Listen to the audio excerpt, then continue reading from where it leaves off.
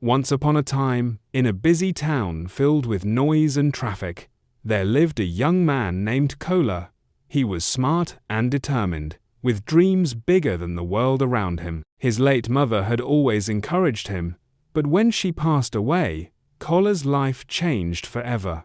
His father had died years before, and so his mother's second husband became the only parent he had left. Sadly, Kola's stepfather did not treat him with kindness.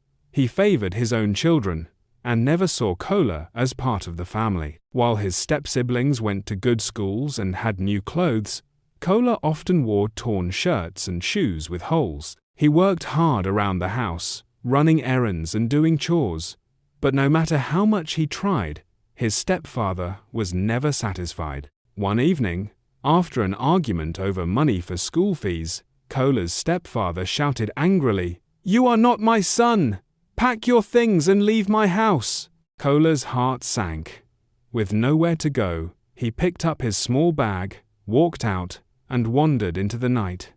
The stars shone above him, but in his heart, all he felt was loneliness and despair. He had once studied engineering in school but was forced to stop halfway because of lack of funds. Still, his love for machines and engines never left him. The next day, as Kola walked along a lonely road, wondering where life would take him, he noticed a car parked by the roadside. A man stood beside it, frowning as he tried to open the bonnet. The car had broken down, and no matter what he tried, it refused to start.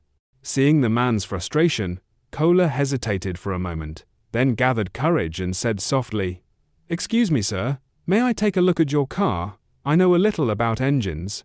The man glanced at him dusty, tired, and clearly poor, but something in Kola's eyes showed sincerity. "Go ahead," the man said. Kola rolled up his sleeves and examined the car. His hands moved with skill, as though he had never left engineering. Within minutes, he found the problem: a loose wire and a clogged fuel line. With patience and effort, he fixed it. Moments later, the engine roared to life. The man's eyes widened in surprise. "Young man, you did this?" he asked. Kola nodded humbly. "Yes, sir. I learned a little before I had to leave school." The man smiled, deeply impressed. "My name is Chief Adeyemi. I own a large company in this city. Come with me. Someone with your talent should not be walking the streets." But just as they were about to drive off, something strange happened. Chief Adeyemi reached for his briefcase in the back seat and gasped, "My documents! They're gone!" He looked around in panic. "These papers are very important. If I lose them, everything I've worked for will be ruined." Kola felt his chest tighten. On the ground near the car, he spotted a trail of papers fluttering into the forest, blown away by the wind. Without thinking twice, he ran after them.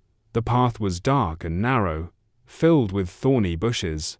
As he gathered the papers, he noticed an old, rusted gate hidden among the trees. From inside, he heard a faint groaning sound, like someone calling for help. For a moment, fear held him still. Everyone in the town knew the forest was avoided at night, for people whispered about spirits haunting the place. Yet, Kola's heart would not let him walk away. He pushed the gate open and stepped inside. There, lying under a collapsed shed, was an old security guard, weak and trapped by fallen wood. "Please, help me," the man whispered. Kola dropped the papers, rushed over, and with all his strength, lifted the heavy planks until the old man was free. He gave him water from a small flask in his bag and stayed with him until he regained his strength. The old man blessed him with shaky hands. "You are brave, my son. Few would stop to help in this place." When Kola finally returned to the roadside, Chief Adeyemi was standing there, worried but relieved. Kola handed him the complete set of documents and explained what had happened. Chief Adeyemi was silent for a long time, studying him with deep admiration. "Not only are you skilled," the chief finally said, "but you have a heart that chooses kindness, even in danger. A man like you deserves a chance in life." From that day, Kola's life began to change. Chief Adeyemi took him under his wing. He paid for Kola to return to school and finish his engineering studies. Not only that, he gave him a job in his company, where Kola quickly rose to become one of the best engineers they had ever seen. Kola worked hard, but he never forgot the days of hunger and rejection. Instead of becoming proud, he remained humble and generous.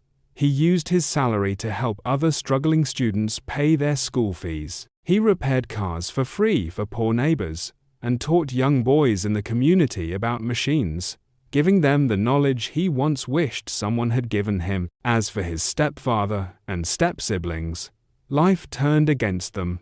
The wealth they relied on slowly disappeared, and their arrogance faded when they realized no one respected them anymore. Meanwhile, Kola became well-loved in the town, not just for his skills, but for his kindness and heart of service.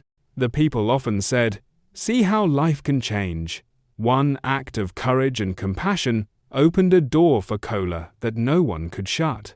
And so, Kola's story was told for many years, a tale of a young man who was cast out with nothing, but through bravery, kindness, and determination, found a destiny greater than he ever imagined. Thank you so much for watching.